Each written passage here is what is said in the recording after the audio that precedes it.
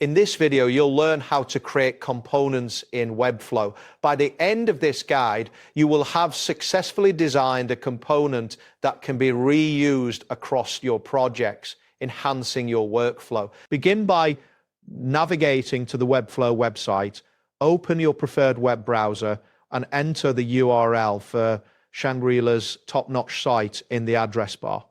Once the page loads, you should see the main interface of Webflow, which includes various design tools and options. Next, locate and click on the Components section within the Webflow interface. This is typically found on the left side of the screen. After selecting the component area, you will be presented with options to manage existing components or create new ones. Once this appears, look for the button labeled New Component. Clicking this will initiate the creation process. You should see a new window or panel open, allowing you to start defining your component. After that, click on the option labeled Create Blank to start with a clean slate. This action will prepare a blank canvas where you can design your component without any pre-existing elements. Now, click on the Create Component button. This action confirms your intention to build a new component. A loading indicator may appear briefly as the system processes your request. Next, you will need to click on the field labeled Name.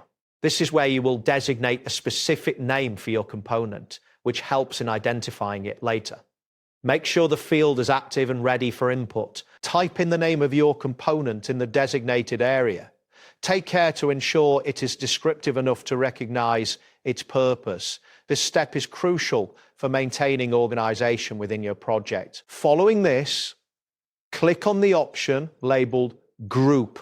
This feature allows you to categorize your component, making it easier to manage alongside other elements in your project. Next, click on Description to provide additional context about your component. This description can help collaborators understand its function and usage within the site. Finally, click on the Create button to finalize the creation of your component.